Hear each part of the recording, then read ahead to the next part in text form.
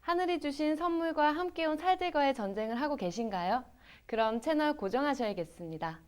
행복한 결혼 생활에 보물이 생겼는데 갑자기 늘어난 살들. 오늘 그 고민을 해결해 드릴 김채연 교수님 모시고 이야기 나눠보도록 하겠습니다. 반갑습니다, 교수님. 간단히 자기소개 좀 부탁드릴게요. 네, 안녕하세요. 네, 저는 한의과대학에서 강의를 하면서 또 저희 아내와 산후조리원을 운영하고 있습니다. 네, 네. 오늘 주제가 산모 다이어트잖아요. 네. 궁금한 게 굉장히 많은데요. 일단 중요한 그 산모의 적정 몸무게는 어떻게 될까요? 많이 듣는 질문 중에 하나인데요. 우리 산모님들이 그 예전 방식대로라면은 살이 많이 쪄야지, 많이 먹어야지 좋다 생각하시는데 실제 요즘에는 좀 과다한 경향이 있습니다. 왜냐하면은 우리나라와 일본 한 비교해 보겠습니다. 지금 우리나라 신생아수 평균 몸무게가 한 3.45kg라고 합니다. 혹시 아나운서님은 첫째가 몇 킬로이셨나요? 저는 3.3kg로 나왔습니다. 네네. 뭐 평균은 조금 비슷한 것 같은데 네네. 일본은 몇 킬로인지 아십니까? 우리 이웃 나라 일본이요. 그냥 제 생각에는 조금 더 낮을 것 같다는 생각이 드네요. 네, 맞습니다. 일본인들은 선진국이지만은 식이요법이나 그런 체중 관리에 관심이 많기 때문에 좀 더 건강하게 임산부들도 체중 관리를 합니다. 그래서 신생아가 평균 2.9kg 정도 된다고 합니다.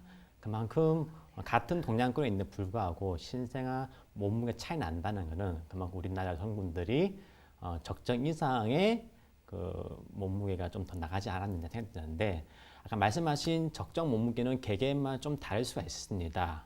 다를 수 있는데 평균적으로 한 10에서 한 15kg 정도 생각하시면 됩니다. 그래서 15kg 이상 그리고 좀 더 넓게 잡으면 20kg 이상 찌신 산모님들은 적정보다 좀 더 많이 체중이 증가하신 경우로 보시면 됩니다. 그럼 엄마들끼리 논쟁이 많은 것 중에 하나가 출산 후 다이어트는 도대체 언제부터 해야 하나거든요. 언제일까요? 네. 출산 후 다이어트 보통 산후조리원 오시면은 관심이 많은 주제 중에 하나인데요. 저는 사실 출산 이전부터 다이어트를 준비하셔야 된다고 말씀드리고 싶습니다. 왜냐면은 우리 여성분들은 그동안 우리나라 여성분들은 계속 어떻게 보면 살아오면서 다이어트 신경을 안 써본 시기가 없는데 유일하게 다이어트 신경 안 쓴 시기가 임신 기간입니다. 그 때문에 그때 너무 사실은 많이 드십니다. 네, 그래서 보통 한 5개월 정도까지는 체중에 큰 변화가 없어야 됩니다. 임신 후 5개월까지는요. 그리고 5개월 이후부터 매달 한 2kg씩 찌면은 한 10kg에서 한 12kg 찌는 건데 이게 적정하다 보면 되는데 우리나라 여성분들이 출산 이후에 그때 갑자기 다이어트를 결심하시는데 그때는 좀 무리할 수 있습니다. 그래서 출산 이전부터 준비를 하시고 또 출산 이후에도 사실은 직후에 바로 식단 조절을 통해서 다이어트를 하셔야 됩니다. 네. 그렇다고 저는 또 무리하게 먹지 말라는 얘기는 아닙니다. 네. 네네. 아니 그 모유 수유를 하다 보면 많이 네. 먹어야 한다는 상식이 좀 있잖아요. 근데 그 네. 말이 다 맞는 건 아닌 것 같습니다. 네, 맞습니다. 요즘에는 영양이 부족한 시기는 아니고 오히려 과잉이어서 좀 문제가 되는 시대입니다. 그래서 성인병들이 각종 성인병들이 사실은 너무 영양 과잉이기 때문에 일어나는데 우리 산모님들도 마찬가지입니다. 모유 수유를 하면은 일반적으로 좀 허기지기 쉽습니다. 배가 고픕니다. 그렇기 때문에 많이 먹어야겠다는 그런 보상 심리가 있는데요. 그게 적정량 이상, 즉 한 700칼로리 이상으로 먹게 된다면은 좀 과다한 경우를 볼 수 있습니다. 그래서 실제로 출산 이후에 적정하게 식단 조절을 잘 못하신다면은 오히려 소위 말하는 아줌마 몸매가 네. 되기 쉬운 겁니다. 그 몸이 부은 것과 그 살이 찐 게 혹시 사실 그 구분이 잘 안 되거든요. 네. 그 산후 부종과 산후 그 비만의 차이점이 있을까요? 저도 산모님들과 상담을 하다 보면요, 선생님, 저 아직 붓기가 안 빠진 겁니다. 예, 네. 살이 아니에요. 이렇게 말씀을 많이 하시는데, 네. 죄송하지만은 생리학적으로 우리 산모님들의 평균 한 3리터에서 4리터 정도 붓는다고 합니다. 즉, 이거 굳이 물로 따지자면은 한 3, 4kg, 많으면 5kg인데 그 나머지 것들은 그러면은 그 체중은 뭐냐? 네, 살이라고 볼 수 있습니다. 그래서 붓기 이상의 사실 나머지 살들은 다이어트를 통해서 빼셔야 되는 겁니다. 붓기가 아니라 살이었다니 정말 충격적입니다. 몸에 무리도 안 가면서 모유량도 줄지 않게 할 수 있는 다이어트 방법이 있을까요? 아까 말씀드렸다시피 다이어트에 있어서 가장 중요한 것은 식단 조절입니다. 예, 물론 운동을 하지 말라는 얘기는 아닙니다. 특히 산모님들은 10개월 동안 오랫동안 움직이지 않으셨습니다.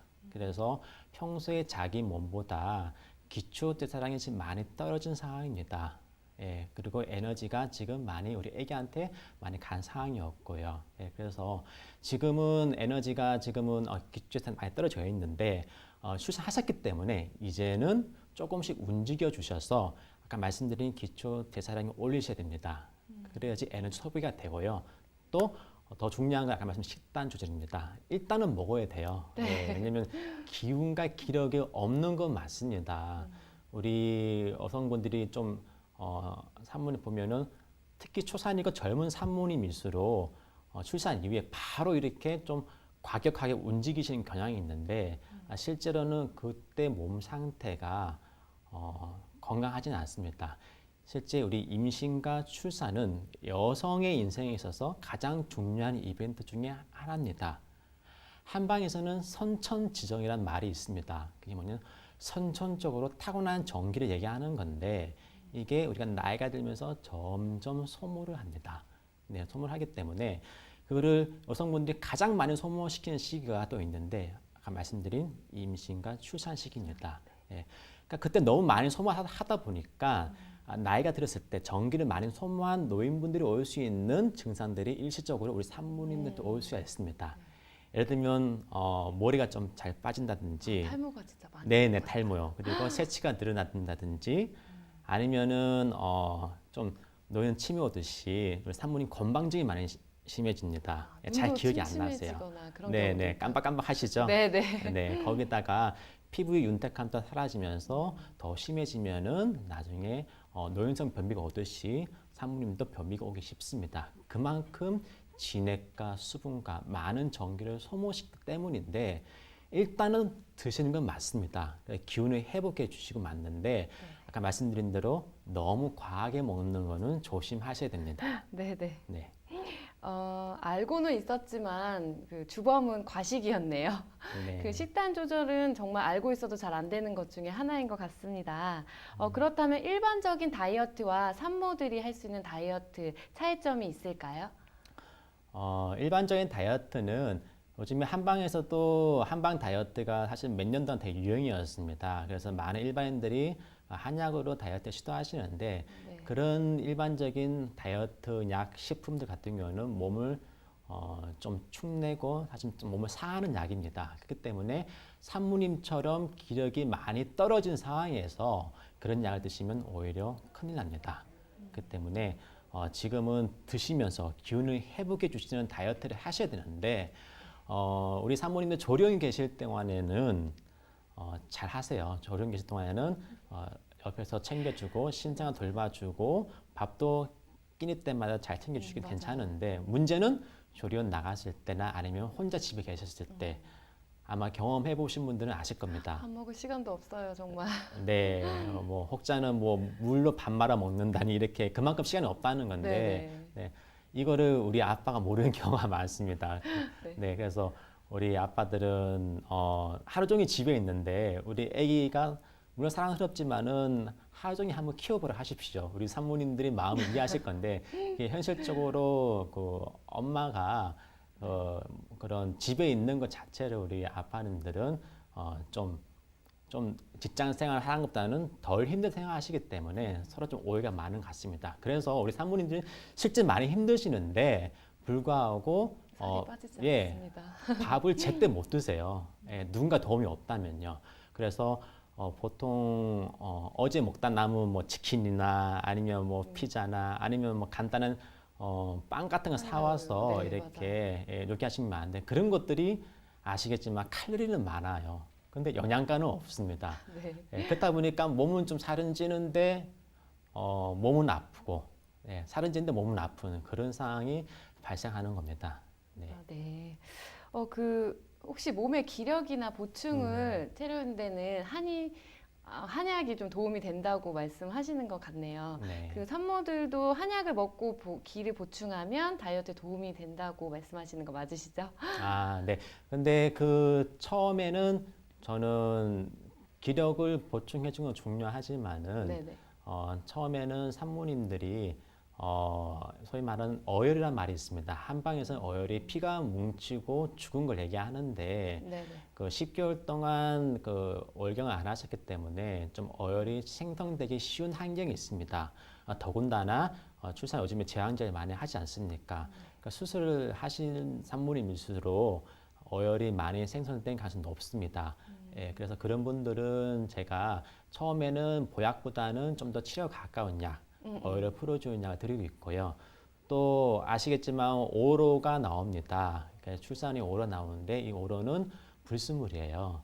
그래서 다 나으면 좋은데 이것 또한 안 나오고 자궁 내에 남아 있으면 염증을 수 있습니다. 그래서 처음에는 오로 배출을 잘 해주고 그리고 어혈을 풀어주는 약을 드린 경우가 많습니다. 네. 그 다음에는 또 보약을 드시면 좋고요. 아, 보약을 먹으면서 이제 네네네. 운동. 그 다이어트 하면 네. 운동을 빼놓을 수 없잖아요. 네. 그러면 아이를 낳고 운동은 언제부터 시작하는 게 좋을까요? 운동은 일반적으로 살을 빼는 운동 있지 않습니까? 네, 예. 땀을 열심히 네, 빼는 땀을 운동. 열심히 하면서 뭐 이렇게 달리기 한다든지 뭐 사이클 한다든지 이런 것들은 출산 직후에는 위험합니다. 왜냐면은 아마 출산을 경험해 보신 여성분들은 아실 겁니다. 바로 출산 이후에는 땀이 많이 나요. 예, 그만큼 기력의 소모가 많이 됐고 또 음양의 밸런스가 깨져 있는 상황이기 때문에 또 도한, 또 식은땀을 많이 흘립니다. 예, 이런 상황에서 땀이 안 그래도 많이 나는 상황에서 땀을 흘리는 그런 운동을 한다는 것은 오히려 몸을 축내고 진 빠지는 그런 상황입니다. 그렇기 때문에 운동은 저는 어느 정도 기력을 회복한 뒤에 네. 하시면 맞는데 일반적으로 저는 한 100일 정도 출산을 100일 정도 지났을 때 운동을 추천해 드립니다. 그 전에 운동하지 말라는 얘기는 아니고요. 네네. 네, 간단한 스트레칭이나 도보 정도는 해주셔야 되고요. 제일 좋은 거는 요즘에 보면은 요가 프로그램들이 많아요. 산후조리원 보면요. 예, 네. 그런 것들 간단한 스트레칭 하는데 그것 또한 좀 땀을 뻘뻘 흘리면서 하시는 분이 계시는데 그러지 마시고 땀이 날 듯 말 듯한 정도의 네. 상태가 어쩌면 가장 좋은 상태로 볼 수 있겠습니다. 아, 네. 네. 그 땀을 무조건 빼는 게 다 좋은 건 아니었나 봅니다. 그 혹시 조리원에 있다 보면은 땀을 많이 빼주는 게 노폐물을 빼는데 도움이 많이 된다고 들었거든요. 네. 그거는 혹시 사실인가요? 그게 좀 고전적인 전통 산후조리 방식입니다. 그래서 잘못된 산후조리에 예를 들어서 많이 등장하는데요. 방금 말씀드린 대로 지금은 수분이 부족해요. 사실은 모유수유를 계속 하시는 경우가 많기 때문에 모유수유를 계속 하다 보면은 또 내 몸에 있는 진액이나 수분은 다 어떻게 보면 뺏기고 있는 거죠. 우리 아기한테요. 예, 그런 상황에서 땀을 빼고 물론 뭐 붓기 빼는 좀 도움을 줄 수 있겠지만은 네네. 오히려 탈수 증상이 나서 몸이 안 좋아질 수 있겠습니다. 그래서 당연히 목이 마르면 물 마셔야 되는 거예요. 적정량의 수분을 섭취해 주셔야지 몸도 건강해지고 네. 또 모유수유에도 도움이 되는 겁니다. 네. 그럼 가장 중요하면서도 어려운 식단 조절과 바람직한 식단 방식이 있을까요?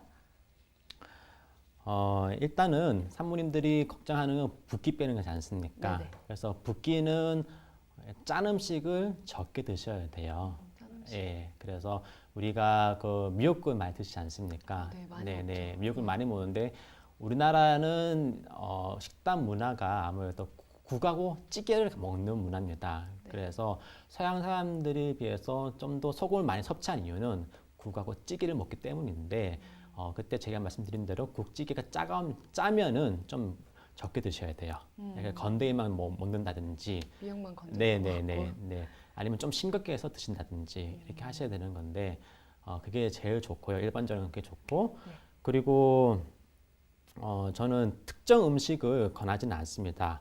예. 그래서 좀 다양한 음식을 드셔야 돼요. 요즘에 뭐 고단백 다이어트를 가지고 되게 그 센세이션을 일으키고 있는데 그것도 다이어트에 일시로 도움이 될지 모르겠지만은 사람이 3대 영양소가 왜 있겠습니까? 예, 그리고 무기질, 비타민, 섬유질 다 골고루 섭취해 주셔야 됩니다. 그래야지 사람이 그게 조화 균형에 이르러서 몸도 바르게 되는 거지. 특정 음식을 골라 먹는 거는 오히려 안 좋을 수 있습니다. 네. 그 식단 조절도 체질에 따라선 조금씩 다를 수 있다고 들었거든요.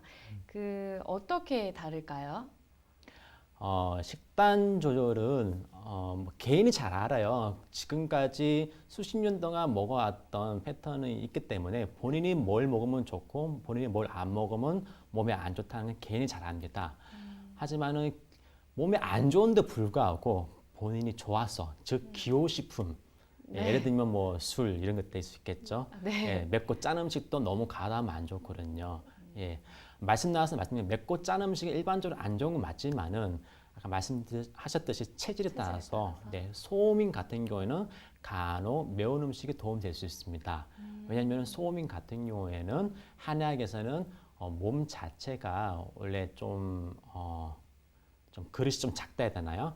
그래서 소화 기능이 좀 약해요. 좀 몸이 차가워지기 쉽습니다. 네. 그래서 소화 기능이 좀 약한 경우가 많은데 그 소화 기능을 매운 음식을 먹어주면서 몸을 좀 따뜻하게 데워주면서 네. 비기능이 좀 따뜻해지면서 그때 소화 기능이 회복하는 경우가 많습니다. 우리가 배 아플 때 손 갖다 대면 배가 따뜻해지면서 배앓이가 좀 사라지듯이 네. 네네, 소음도 조금 매운 음식, 따뜻한 음식을 먹어주면 소화 기능이 회복돼서 오히려 더 건강해지기 있기 때문에 예, 무조건 맵고 짜은 음식 먹는 건 아니고요. 네.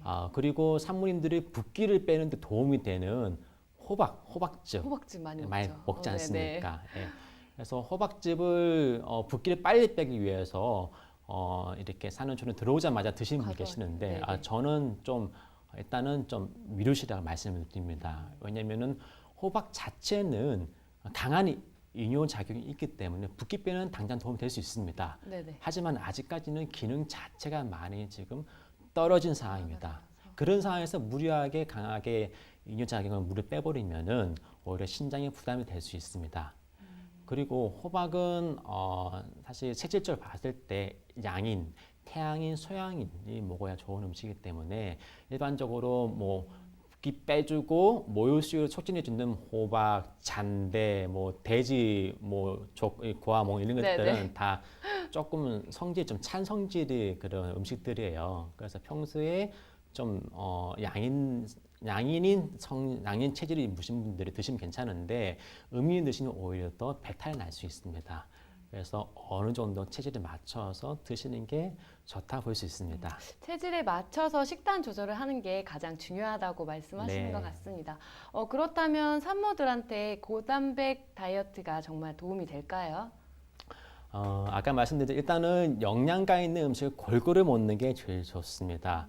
그런데 오히려 고단백 섭취를 못 하시는 것 같으세요. 예, 예. 네. 보시면은 우리 산모님들이 오히려 밀가루 음식을 되게 좋아하세요. 네, 저 면, 많이 네, 좋아합니다. 라면, 뭐 네. 국수, 뭐 빵 이런 것들. 그러니까 고단백 음식을 먹는 것도 안 좋지만 그렇다고 탄수화물 위주로 먹는 것도 안 좋습니다. 예, 그래서 제가 말씀드린 대로 한식이 정말 좋아요. 한식 같은 경우에는 반찬이 보면은 다양한 우리 그런 나물 그리고 뭐 야채 그리고 중간중간에 뭐 조기라든지 그런 물고기도 있고 또 제육볶음이나 불고기처럼 단백질도 있고 또 네네. 쌀은 요즘에 뭐 현미밥, 잡곡밥 있듯이 다양한 영양소를 먹을 수 있는 이 한식이 제가 봤을 때는 가장 좋은 식단이라고 볼 수 있겠습니다. 네. 그렇다면 우리가 살을 빼고 나서 네. 그 체중 유지를 어떻게 하는 게 그럼 도움이 될까요? 어떻게 보면은 가장 중요한 질문 중에 하나인데요. 살을 빼는 것보다 살 뺀 상태를 유지하는 게 더 어렵습니다. 네.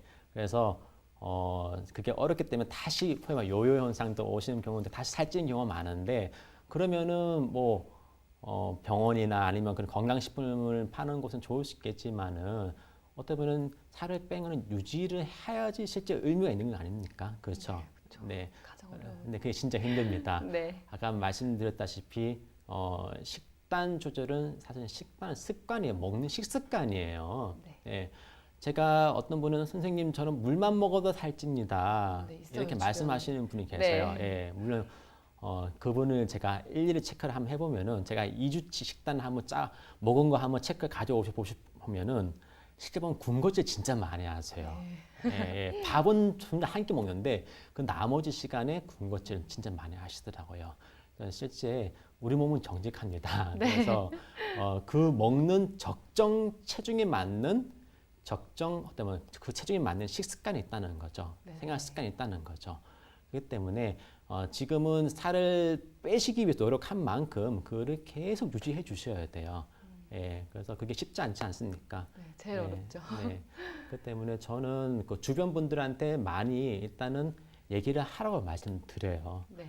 예, 자신의 본인의 의지를 강한 의지를 주변 분들한테 얘기하시고 네. 또 어떤 주변 분들이 한편은 감시해야 되는 거죠. 네. 예, 또 그 주변 지인분들이 또 같이 살을 빼고 싶다면은 동호회 활동 왜 합니까? 같이 의지를 모아서 네. 그 뜻을 목표를 이루기 위해 동호회 활동하지 않습니까? 지인분들 같이 동참하셔야 돼요. 왜냐면은 내가 좋아하는 음식, 내가 안 먹어야 될 음식을 가족들이 다 먹고 있다. 그러면 어떡합니까? 그게 살찌는 음식인데 예, 참 미국에 참기 쉽지 않습니다. 네, 진짜 힘들어요. 가혹하죠. 네. 예, 그렇기 때문에 주변 분들과 같이 어떻게 보면은 그 바람직한 식습관, 바람직한 생활 습관을 유지하는 게 중요하다고 볼 수 있겠습니다. 네. 네. 그 혼자 하지 말고 주변 사람들한테 도움을 청하고 습관을 잘 길들여야 된다는 말씀이신 것 같습니다. 우리 산모님들 잘 들으셨나요? 여자이니까 관리해야 하고 여자니까 관리를 받아야 하고 살을 빼야 하는 거죠.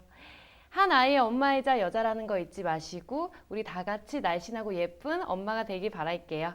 앞으로도 더 좋은 정보로 찾아뵙겠습니다. 최모임이었습니다. 감사합니다. 네, 감사합니다.